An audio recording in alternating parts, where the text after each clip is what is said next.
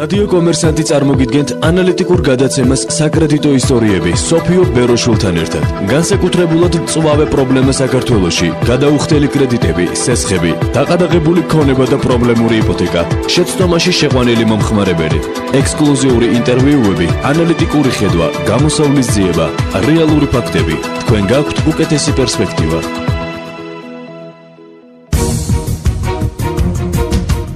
მოგესალმებით, მე ვარ სოფიო ბეროშვილი, რადიო კომერსანტის ეთერში გადაცემით საკრედიტო ისტორიები სოფიო ბეროშულთან ერთად. ჩვენი დღევანდელი გადაცემის თემაა სუიციდის მცდელობები გამოსახლებისას. ახალგაზრდა მამაკაცმა ერთადერთი საცხოვრისიდან გამოსახლებისას გულმკერდის არეში დაინჭრილობა მიიღენა. ის გადაყვანილი იყო საავადმყოფოში და გადაუდებელი ოპერაცია ჩაუტარდა. როგორც გაირკვა იმის გამო, რომ აღმასრულებელმა მისი გამოსახლება არ შეაჩერა, მამაკაცმა თვითმკვლელობას სცადა, მაგრამ მეზობლებმა დროულად მიუსწრეს და მისი გადარჩენა მოხერხდა. თუმცა მამაკაცმა თვითმკვლელობა განმეორებით სცადა და ამჯერად დანა გულმკერდის არეში ჩაირთხა. რატომ გახშირდა გამოსახლებისას თვითმკვლელობის მცდელობა, რაში მდგომარეობს პრობლემა და როგორ ხედავენ გამოსავალს, რის გაკეთებას აპირებს მთავრობა თვითმკვლელობის მცდელობაზე, ფსიქიატრი ეთერ ელიოზიშვილი გააკეთებს კომენტარს, ხოლო პრობლემის შესახებ იპოთეკით დაზარალებულ საინიციატივო ჯგუფის ხელმძღვანელი ბატონი გია მექევერიძე და პარლამენტის წევრები ბატონი ნოდა რებანოინძე, რომელიც გახლავთ საქართველოს პარლამენტის წევრი უმრავლესობიდან რესპუბლიკური პარტიის წარმომადგენელი, ბატონი პაატაკი კნაველიძე პარლამენტის წევრი უმრავლესობიდან და ბატონი აკაკი ბობოხიძე პარლამენტის წევრი ერთიანი ნაციონალური მოძრაობის ერთ-ერთი ლიდერი ისაუბრებენ სტუდიაში. სტუმრად ვყავთ, როგორც უკვე მოგახსენეთ, იპოთეკით დაზარალებულთა საინიციატივო ჯგუფის ერთ-ერთი ლიდერი ბატონი გია მექევერიძე, რომელთანაც ვისაუბრეთ ახალგაზრდა მამაკაცის ისტორიაზე და პრობლემის არსზე. მოგესალმებით ბატონო გია, დიდ მადლობას მოგახსენებთ სტუდიაში სტუმრობისთვის.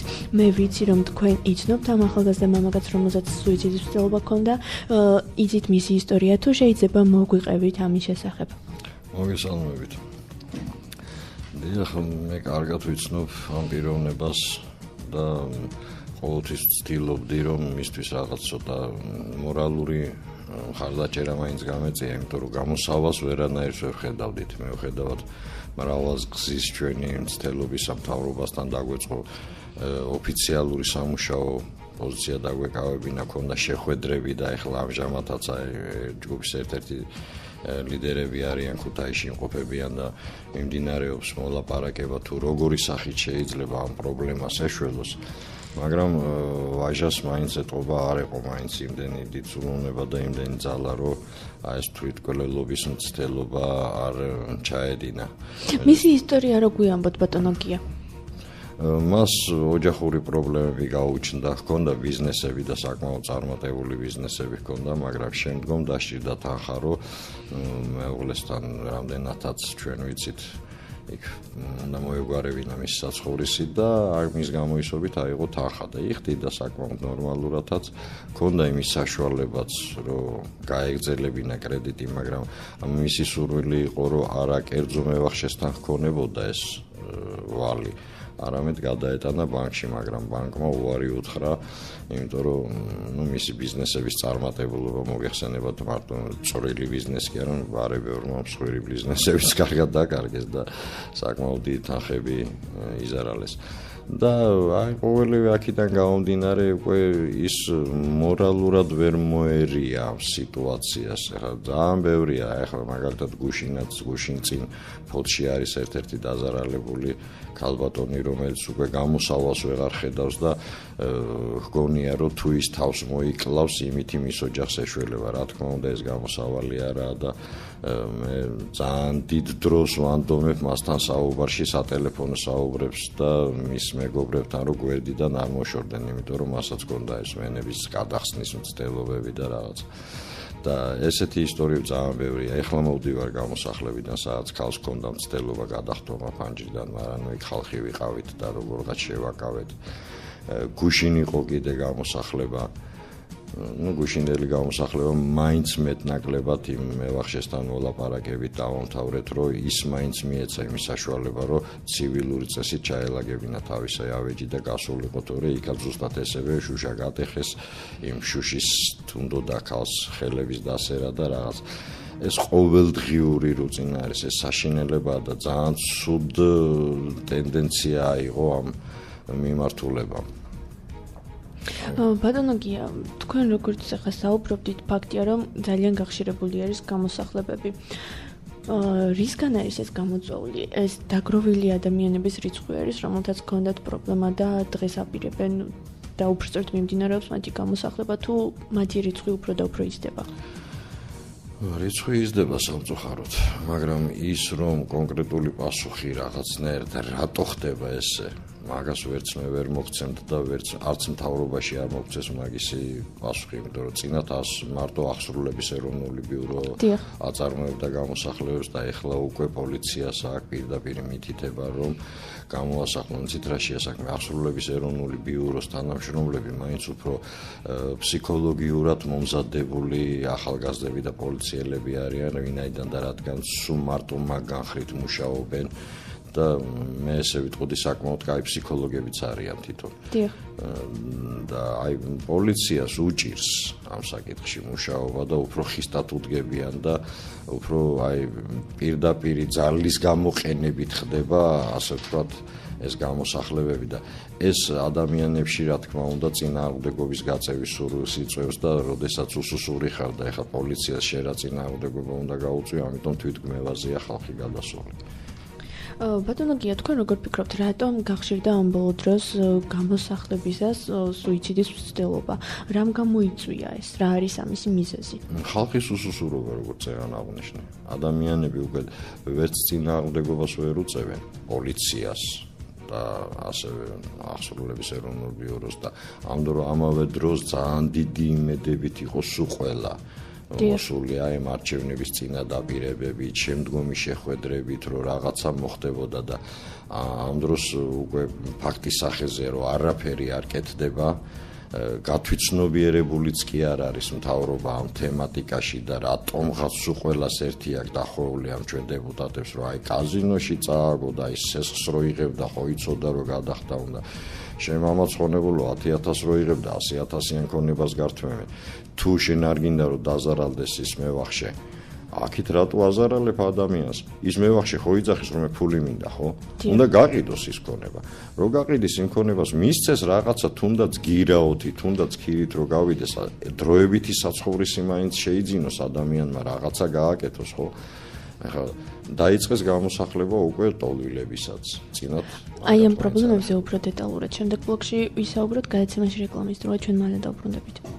რადიო კომერსანტი წარმოგიდგენთ ანალიტიკურ გადაცემას საკრედიტო ისტორიები სოფიო ბეროშულთან ერთად. ჩვენ ისევ დავბრუნდით ეთერში გადაცემით საკრედიტო ისტორიები სოფიო ბეროშულთან ერთად. ახლა კი მოვისმინოთ ბატონ ნოდარ ებანოიძეს კომენტარი მომხდართან დაკავშირებით, რომელიც გახლავთ საქართველოს პარლამენტის წევრი უმრავლესობიდან რესპუბლიკური პარტიის წარმომადგენელი. გამარჯობათ ბატონო ნოდარ, დიდ მადლობას მოგახსენებთ კომენტარისთვის. ბატონო და თუ შეიძლება რომ თქვენი კომენტარი მოგვახსენოთ გუშინდელ მომხდარ ფაქტთან დაკავშირებით, როგორც მოგეხსენებათ ახალგაზრდა მამაკაცმა გუნკერდის არეში გამოსახლებისას დანა ჩაირტყა და ასევე ვიცი რომ თქვენ ამ თემით ინტერესდებით, დაზარალებულებს ხვდებით იპოთეკით და თქვენი მოსაზრება რაში ხედავთ გამოსავალს? ხო, შევხვდით ფაქტთან დაკავშირებით მეცნიერული ინფორმაცია და მადლობა რომ ადამიანის საერთაშორისო ეხლა ეს თემა რატო დეფიციტია, რაც იგი დაინტერესდა ამ თემით და დავიწყე თქვა ინფორმაციის მიღება მოკვლევა, იმიტომ რომ არის თემა და ამ თემას ვფიქრობ სწორი წარმოდგენა შევიწერე, სწორი პოზიცია მქონე მუშაობ მიმართულებით. ეს არის მე ვფიქრობ, ჩემი მოსაზრება, ინდივიდუალური მოსაზრება. რომ ეს არის სახელმწიფოსთვის, ეს არის სოციალური თემა. თემა ის რომ ადამიანთა ერთმა ნაწილმა მიიღო სიჟეტოვაში არასწორი განაცხადება, სიჟეტოვაში იძულებული იყო ესარგებლა საბანკო პროდუქტით, ან ეს კერძო იპოთეკარით და სხვა შემთხვევაში დაღწევალიანება შეექმნა. ის რომ სახელმწიფოსთვის მაგალითად ჩვენ გვაქვს შეგავალად აღიარებული თქვა კოოპერატიული ბინაჩვენებლობის ვალი და დღემდე იმის გამო ეს საკმაოდ დიდი მოცულობა დღემდე ვერ მოახერხეთ ასე ვთქვათ ავიმართლებით მიგებდა რაღაც დახების ვთქვათ მობილიზება. ასე ძალიან ბევრი თემა გავსწრებთ, ეს არის არაბების თემა, ის კი არა ახლა ჩვენ მაგალითად მიუხედავად იმისა რომ მაგალითად ჯანდაცვის დამხელა პროგრამაა ჩახოლდა ჯანდაცვა ჩვენ მაგალითად ვერ ფარავთ არა სოლიდარობის ფონდი შეიძლება ისაცო ვთქვათ დეიგები დავადებულ ბავშვებს და შეიძლება დავეხმაროთ. ამიტომ უნებრივია ახლა იმის ილუზია ახლა ილუზიის შექმნა რომ დღეს ახლა ჩვენთან არის რაღაც თქვათ თანხები შეიძლება იყოს და გამოიძინოს რესურსებს ადამიანებს თქვათ რაიმე სერიოზული გაკეთდეს ალბათ არა თუმცა ვფიქრობ რომ სახელმწიფოს არ თავისუფლებულები ადამიანების მიმართ რომლებიც გარჩენ სოციალური დაუცველები რომლებიც აი მაგალითად თვითმმართველობის ზოგადებულება რომ ადამიანებს თავისუფლება უზრუნველყოფის ინტერესებში ასე ვფიქრობ მაგარი ძალიან ბევრი სეგმენტი არის ადამიანები რომელსაც სამეცნიერო გამოცდილება რომელიც კაპიტალია ფიქრობ რომ ადამიანებს შეიძლება დალაპარაკება რომ მათ გარკვეული ახალი ინიციატივები გაუჩნდეს და შეძლონ კვლავ ასე ვთქვათ თავიანთი დავალიერების გადახდა ასევე არის მოლაპარაკებები სამაგრო სექტორთან როგორც შეიძლება თქვათ და ასევე ის რომ მომავალში აღარ გაიზარდოს მათი რიცხვი და რაღაც გარკვეული საგამოძიებო ინიციატივა გავაკეთოთ მაგალითად ოდესაც თქვათ ჩერი პროცესის აღისვლა შეიძლება თუმცა ვიქნებ რომ მაგალითად გამოსახლება ბინიზატორება ჩერი გამოდულო ძალიან იური პროცედურა ვფიქრობ რომ ეს რიცხვი არ გაზარდა არ შეამცირა პირიქით ეს რიცხვი არ გაზარდა ასევე ვფიქრობ რომ ძალიან ხშირ შემთხვევაში ადამიანთა რაღაც ნაწილი თუმცა ამ შემთხვევაში დაიღო ძალიან ფრთხილად ინიციატივები არ მართულებით ადამიანებს რომლებიც იხდიდნენ დაჭირვებით მაგრამ თავის უკრავდებოდნენ ცდილობდნენ ნაწილმა იმის გამო რომ შეიქმნა ილუზიები რომ აქ შეიძლება თქვათ რაც ეს განსაკუთრებით ცნობილი დაროგვების მერე და ადამიანებმა გადახდების შეწყვეტეს და ასე პოლიგონზე პროვარები ჩავატარებთ და იყო ამიტომ ეს თემა ძალიან ისეთი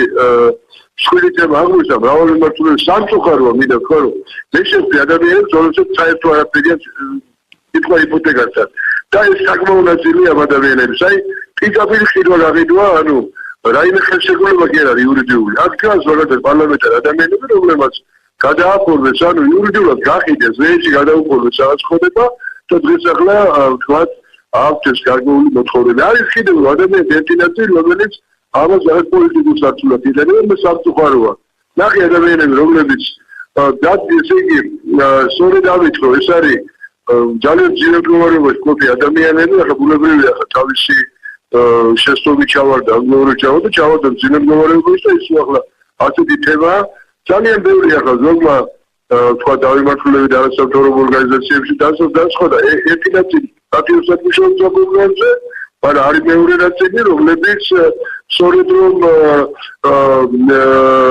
არ ესე ასე ვთქვათ არასწორი მართლობებს აღწევენ ამ პროცესს ამიტომ მე თვითონ ამ პროცესში ჩემი ინიციატივა ჩავერთე ჩავთვალე რომ როდესაც პარლამენტის შენობას ამოვიდოდა ძალიან ადამიანები არამედ საფუძველიანო ვინმე დავევალო ან პოდკასტ მე მინდა რომ ამ პრობლემას აღწევენ შევეხო ფიქრობ რომ ძალიან საერთო გამარჯვება მე ამ პერიოდში ვხვდი თქვათ სოციალურ თემებზე მომშავე თქვათ სამთავრობო უწყებებს და ვფიქრობ ჩვენ რომ ჯერ აზრმა ხელ ამჟამად რაიმე მონაცემები რამდენია ესეთი ადამიანები რომელსაც თავშესაფარი არ აქვს ამ ეტაპზე ამას უბრალოდ დათვალოთ რომ შეიძლება ადამიანები დავთვალოთ იმ რამდენი ადამიანი დგება თქვათ პარლამენტში რომელსაც ან და თავის კანცელარიასთან ან და მაგალითად ჩემთან წინათ მე ორი პირის უარი უხუთი ადამიანი შეხვდა 5 და 4 ადამიანის პრობლემა იყო სულ განსხვავებული პრობლემა და საერთო არაფერი არ ქონდა თქვათ ამ პრობლემასთან იყო შემთხვევა რომ თქვათ თვითმმართველობის მივაცნოს და აუცილებლად თვითმმართველობა რაღაცენ მოუარა პრობლემას ამიტომ ისე აქტიურად მუშაობა უნდა ფაქტია მე ვაპირე თავმართველობის კიდევ გამომძიებელობის მუშაობა მე არ დღესაც ახლა დაახლოებით 4 ადამიანს ვხვდები რომლებთან ერთადაც გვინდა რომ ჩვენ სოციალზე დავდივართ გასაგებია რომ გამოსახლების პროცესი თვითონ იმდენად არის კაბალური იმიტომ რომ ამ ადამიანებს შემდეგ წასასვლელი არსად არ აქვს ბატონო და იმიტომ ხდება ეს აი სოფიო სწორედ ამაზე საუბარი რომ აქ ვიდა ჩვენს სოციალურ თემაზე ვლაპარაკობ აი სწორედ აქ მინდა რომ ჩვენ აქაც უბრალოდ იმის გამო რომ გამოსახლება არის მაგრამ ჩემასო ინდივიდუალური იმის გამო რომ გამოსახლება არის და ხოლმე კერძო აღმოსავლური შეუძლია გამოსახლება აი ხა თუ დააკვირდებით თქვენ პროცესს დავაკვირდებით ჩვენ აღმოსავლეთ საბანკო სექტორი სადღაც არის 17% ვასწრები მთლიანი იპოთეკარების დაახლოებით 1%-ია რომელიც არის სუბ ბანკებზე რომ საუბარი და ერთი ამდენია დაახლოებით რომლებიც არის მიკროსაფინანსო ანუ სახელმწიფო რეგულაციის ქვეშ ყოფი დაფინანსებულ დაწესებულებებიდან. იცით, მხარეს არ ვეხედეთ პირველი საბანკო დაწესებულებების შეგეთ. იქ შედარებით უკეთესი პროგრამაა, იმიტომ რომ ბანკები ჯერჯერობით ხილად იძლევიან ასეთ ცეცხლებს. ბატონო და მე კონკრეტულად ისევ კითხვას გაგიმეორებთ სუიციდის მცდელობა, იგივე თავის დაწვის მცდელობა, ბენზინის გადასხმის მცდელობა, ახლა უკვე გუმკერდის არეში დანის ჩარტყმა ეს ხომ ისეთი საფრთხეა, როდესაც ადამიანი გამოუვალ სიტუაციაში ჩადის. სოფიო, შემდეგ ამ ადამიანებს წასასვლელი არსად არ აქვს. იქნება სოლიდარია, აბსოლუტურად გონი მე ჩემი თუ იფასო ბეტონაზე არ მოხდება.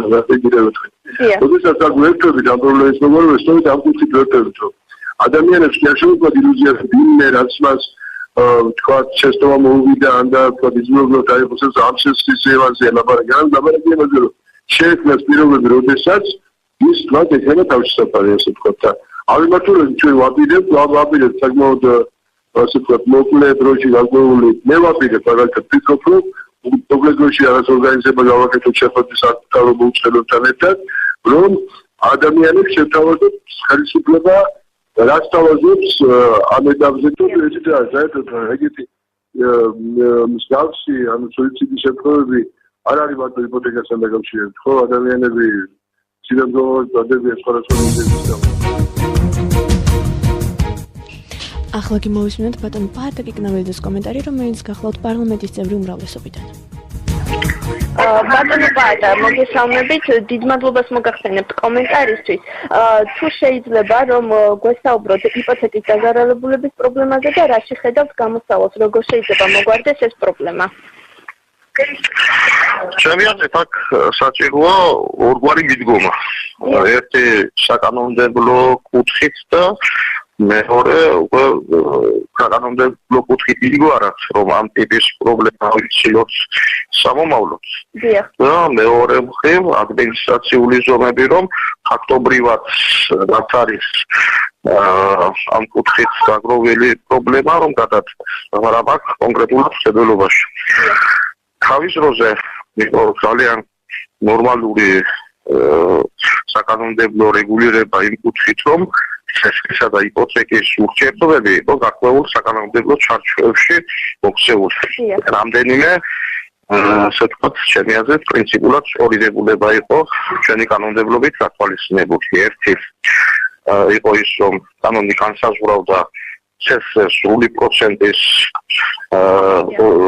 განსაზღვრის წესს, ისი ადამიანების შემთხვევაში სასამართლო უფლებამოსილი იყო, რომ ცესხლზე გარიცხული პროცენტი შეემცირებინა, ეს ერთი. დიახ. გარდა ამისა, კანონი კრძალავდა ეგრეთ წოდებული რთული პროცენტის დოქტრინას, ანუ პროცენტის დარიცხვის მექანიზმს. შემდეგი პრინციპი იყო ის, რომ იპოთეკარს მისი თუკი იპოთეკის საგანი იყო საცხოვრებელი სახლი ან ბინა უფლება ჰქონდა მის რეალიზაციის მიუხედავად დარჩენილი იყო თავის ყოფილ ბინაში თუ სახლში დამქირავებლის უფლებით და ეხადა ქირას საბაზრო პირობებით და მეოთხე კანონი კრძალავდა იპოთეკის პირდაპირ საკუთრებად გარდაქმნის შესაძლებლობას. 2007 წლის შემდეგ ეს რეგულაციები გაუქმდა და ყველაფერი მიენდო სამოქალაქო ბრუნვის მონაწილეთა თავისუფალ ნებას. ჩემი აზრით, ეს ყველაფერი არის შესაძლებელი იმ კუთხით, რომ უნდა დაუბრუნდეს თავდაპირველ რეგულაციას, როგორც ეს სამოქალაქო კოდექსის 1997 წელს მიღებული ვარიანტით იყო გათვალისწინებული. ბატონო პატა, პლუს ამას ხომ არ ფიქრობთ ჩვენ რომ გამოსახლების ფორმაც არის საკმაოდ კაბალური, იმიტომ რომ რამდენიმე შემთხვევა იყო უკვე, როდესაც გამოსახლებისას ადამიანებმა სცადეს თვითმკვლელობა. სამწუხარო ფაქტი მოხდა, როგორც უკვე აღნიშნე. ბატონო, ჩემი აზრით, ესეც შესაძლებელია და შესაძლებელია რა კუთხით. იგივე 2007 წლიდან შემოინტერესებული საპოლიციო გამოსახლების ინსტიტუტი. რაც ნიშნავს იმას, რომ თუ პირი არის რეგისტრირებული მესაკუთრედ, მას შეუძლია მიმართოს პოლიციას, არ უდგინოს ამონაწერი საჯარო დსრიდან და პოლიცია ვალდებულია რომ სხვა პირით მასაცვლებელი ფაქტი აქვს დაკავებული გამოასახოს ასე ვთქვათ უპირობოდ. ეს ჩემი აზრით არასწორია და პრობლემატური არის კონსტიტუციასთან მიმართებაშიც. ვიდრე რამდენადაც პირის მშობელობა მათ შორის საცხოვრებელ ფაქტზე შესაძლოა ემყარებოდეს სამოქალაქო სამართლებრივ გარიგებას, რომელიც არ არის წერილობითი ფორმით გამოხატული და არ არის თქვათ ოფიციალური ხელშეკრულება რეგისტრირებული რეესტრში. ჩემი აზრით პოლიციას უნდა ჩამოერთვას ეს უფლებამოსილება და გამოსახლება უნდა განხორციელდეს მხოლოდ სასამართლო გადაწყვეტილების საფუძველზე. ეს ერთის მხრივ დაგვაძლევს უსაფუძვლო გამოსახლებიდან, მათ წარმოვიდგინოთ ასეთი შემთხვევა. ვიღაცა ვიქირავა ბინა. შლიხტის ქირას და მერე გამქირავებელმა ნახა სხვა პირი, რომელიც უფრო მეტს უხდის. მას შეუძლია მივიდეს და პოლიციას გამოაგდებიოს თავისი დამქირავებელი, მაშინ როდესაც ამ სუბიექტს შორის არსებობს სამოქალაქო სამართლის კოდექსით აღიარებული და დაცული ქირავნობის ურთიერთობა. ეს ადამიანი რო წავიდეს სასამართლოში და დაასაბუთოს თავისი მოთხოვნა სასამართლო მას გაამართლებს, მაგრამ ეს უკვე გამოსახლებულია იქ და შესაძლოა სასამართლო გადაწყვეტილების მიღების მომენტში ხელშეკრულების ვადაც იყოს გასული. ამას აქვს ის ფსიქოლოგიური თვალსაზრისითაც არის მნიშვნელოვანი. როდესაც კონკრეტული პირი მეორე პირის გადავება სასამართლოში წარადგენს არჩევს სასამართლო გადაუგზავნის მასის მიაკითხავს ადვოკატს რაღაც დრო მას აქვს იმისთვის რომ ფსიქოლოგიურად მოემზადოს ამისთვის და ასე ვთქვათ შეგუებული იყოს გამოსახლების ფაქტთან მიმართებაში ერთის მხრივ და მეორეს მხრივ აქვს დრო რომ მოიძიოს ალტერნატიული ქართი ამ თქვათ მიაღწიოს თქვათ მორიგებას მეორე მხარესთან. პლუს ამას ბატონო ანუ უფრო მარტივად რო ვთქვათ საპოლიციო გამოსახლება უნდა შეიცვალოს სასამართლო გამოსახლებით. ბატონო პატა დაახლოებით როდის ცდილობთ ამ საკანონმდებლო ცვლილების შესახებ პროექტის წარდგენის? საპოლიციო გამოსახლების თემაზე ინიციირებული მქონდა კანონპროექტი, მაგრამ ჩავარდა იურიდიულ კომიტეტზე. და ახლა მაქვს არკვეული საუბრები კოლეგებთან და როცა ასე ვთქვათ ჩავთვლი რომ შემდგომი ჩავარდნა აღარ ემუქრება, მერე მოვახდე ინიციირებას. დიდი მადლობა ბატონო პაატა კომენტარი. ჩვენ მოვისმინეთ პარლამენტის წევრების ბატონი ნოდა რებანოიძეს და ბაჰატა კიკნავალიძის კომენტარი. ბატონო გია, თუ ეთანხმებით გაჟღერებულ კომენტარს და თქვენ ვიცი რომ გაქვთ უამრავი იპოთეკით დაზარალებულ ადამიანთან ურთიერთობა, რაში ხედავთ თქვენ გამოსავალს და ეთანხმებით თუ არა გაკეთებულ კომენტარებს? რა თქმა უნდა, კომენტარებს მე ვერანაირად ვერ დავეთანხმები და მათი პასუხებიდან ჩანს, რომ ისინი საერთოდ არ არიან გათვითცნობიერებულები ამ საკითხში. ეს არის ზერელი საუბრები, ჩავარდნა, გადავარდნა, ფეხის დაცენა, ეს ყველაფერი არ არის სწორი, არ არის პარლამენტარის, ვინც ვალდებულია იფიქროს ხალხზე პასუხი. აქედან გამომდინარე დათანხმებაზე ან დათანხმებაზე აზრი არ აქვს. გამოსავალი ერთადერთია და უპირობო. მთავრობა ვალდებულია აიღოს თავის თავზე, აიღოს დოტაციაში ის ქონებები, რომლებიც უსამართლოდ არის გადასული მევახშეების და საბანკო სექტორის ანგარიშებზე, იმიტომ რომ კიდევ ერთხელ ვიმეორებ 10,000 რო იღებს ადამიანი და 100,000-იან ქონებას წაართ, მე უპირობოდ ეს ყაჭაღობაა. და ამ ყაჭაღობებს უნდა მოეყოს ბოლო. ერთადერთი აი ბატონი დეპუტატის ნათქვამიდან გამომდინარე, ერთადერთი ის არის, რომ აი საპოლიციო გამოსახლება რა თქმა უნდა არის არასწორი, იმიტომ რომ აღსრულების ეროვნული ბიუროს პოლიცია უფრო კვალიფიცირებული, უფრო განვითარებული და ფსიქოლოგიურად მომზადებული პიროვნებები არიან და მათ შეუძლიათ ესაუბრონ ადამიანს და ჩაატარონ გამოსახლება უფრო ლოიალურად და უფრო წესის დაცვით, ვიდრე პოლიციას. ეს იწვევს ყველაფერი ამ სუიციდის მცდელობებს. ადამიანები თავიანთ უსუსურობას უკვე ვეღარ გაურბიან და ცდილობენ იმის და გამოისობით, რომ სხვას ვეღარ ებრძვიან და სამართალს ვერ პოულობენ, თავი მოიკლანეს. ყველაზე ცუდი ტენდენციაა. ამას ძალიან დიდი გამოხმაურება ექნება. თქვენ ახლა გამოხმაურებაზე საუბრობდით, მოკლედ რო გითხრათ, რა განწყობა არის ამ ხალხში, იპოთეკით დაზარალებულებში, რას ამბობენ ისინი და ისინი რა შეხედავენ გამოსავალს, რა უნდა მათი მოთხოვნა რა არის? მოთხოვნა რაც გითხარით, რომ სახელმწიფო უნდა მიხედოს და განწყობა ძალიან ცუდია სოფიო ხალხში. რაც უნდა ძიმე იყოს ამისი თქმა, უკვე არის ხალხი იმაზე, რომ გადაწვანის თავიანთი ქონებები, თავს დაესხან მევახშეებს და ასე შემდეგ და საბოლოო ჯამში ეს ლაპარაკად არ დარჩება და გადაიზრდება ძალიან დიდ ტრაგედიაში. დიდ მადლობას მოგახსენებთ სტუდიაში სტუმრობისთვის, ჩვენ რეკლამის შემდეგ დავბრუნდებით. რადიო კომერსანტი წარმოგიდგენთ ანალიტიკურ გადაცემას საკრედიტო ისტორიები სოფიო ბეროშულთან ერთად. ჩვენ ისევ დავბრუნდით ეთერში გადაცემით საკრედიტო ისტორიები სოფიო ბეროშულთან ერთად. ახლა კი მოვისმენთ ბატონი აკაკი ბაბოხიძის კომენტარი, რომელიც გახლავთ პარლამენტის წევრი, ერთიანი ნაციონალური მოძრაობის ერთ-ერთი ლიდერი. მოგესალმებით ბატონო აკაკი, დიდ მადლობას მოგახსენებთ ჩართვისთვის. როგორც უკვე მოგახსენეთ მე თქვენ ახალგაზრდა მამაკაცმა გამოსახლების დროს გუმკერდის არეში განით წვრილობა მიიყენა და თვითმკვლელობას სცადა, საბედნიეროდ მოახერხეს მისი გადარჩენა და შეჩერება. თუ შეიძლება ამასთან დაკავშირებით კომენტარი რომ მოვისმინოთ თქვენი და ასევე რა უნდა გააკეთოს მთავრობამ იმისთვის რომ გამოსახლება ადამიანებისთვის სიცოცხლის დასრულების ტოლფასი არ იყოს. მოგესალმებით. ეს ფაქტი კიდევ ერთხელ მეტყველებს თუ რა მძიმე მდგომარეობა არის შექმნილი ამ ნაწილში სამწუხაროდ უამრავი ადამიანი ამ დროში და მიუხედავად იმისა ბევრია თუ ცოტა სახელმწიფო რა თქმა უნდა უზრუნავდეს თითოეულ ადამიანზე თითოეულ ოჯახზე და კიდევ ერთხელ ხაზგასმით ვამბობ გამოსახლებული ადამიანები გაცილებით უფრო დიდ პრობლემად იქცევა სახელმწიფოსთვის ვიდრე ამ ადამიანებისთვის მანამდე დახმარება ვიდრე მოუწევთ გამოსახლება.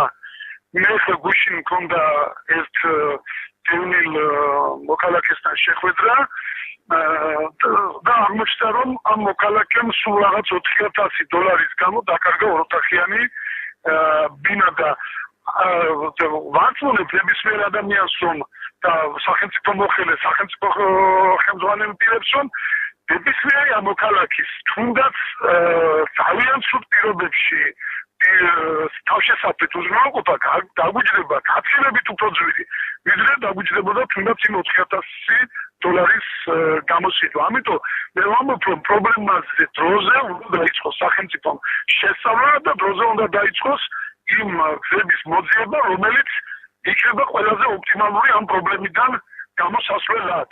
იმიტომ რომ ნებისმიერ გადაწყვეტილებას ექნება გვერდითი მოვლენები და ჩვენ უნდა ვეცადოთ რომ მივიღოთ ისეთი გადაწყვეტილება რომელსაც ექნება რაც შეიძლება ნაკლებად კინეული გვერდითი მოვლენა. დიდი მადლობა ბატონო აკაკი კომენტარისთვის დაგემშვიდობებით, კარგად გრძანდებოდეთ. დიდი მადლობა. როგორც უკვე მოგახსენეთ, სატელეფონო ჩართვით გვყავს ფსიქიატრი ქალბატონი ეთერ ელიოზიშვილი, რომელიც გააკეთებს კომენტარს სუიციდის მცდელობებზე. ქალბატონი ეთერი უკვე ხაზია. გამარჯობათ ქალბატონო ეთერ, დიდ მადლობას მოგახსენეთ. დიდ მადლობას მოგახსენებთ რომ დაგვითმეთ ქალბატონო ეთერ, როგორც უკვე მე გითხარით პირადი საუბრის დროს, ამ ბოლო დროს ძალიან გახშირდა ერთადერთი საცხოვრისის დაკარგვის ფონზე სუიციდის მცდელობები. თუ შეიძლება აგვიხსენით დეტალურად, როგორ მიდის ამ გადაწყვეტილებამდე ადამიანი და რა მდგომარეობაშია ის ამ დროს? მარტივად შეიძლება თქვა, საწოლტარკვეთა არის ესეთი სიტყვა ქართული. საწოლტარკვეთა არის გზა სუიციდისაკენ, ერთ-ერთი გზა სუიციდისაკენ. ანუ, როდესაც ადამიანს ეწევა იმედი ის ღებულობს პათოლოგიური აფექტის მდგომარეობაში კარდინალურ გადაწყვეტილებას და აგრესიულად ექცევა საკუთარ თავს და მზად არის ხელყოს საკუთარი სიცოცხლე. ეს არის უკიდურესი ზომა, როდესაც მას არანაირი სამომავლო გეგმა და ხედვა საკუთარი მდგომარეობის გამოსწორების არ აქვს.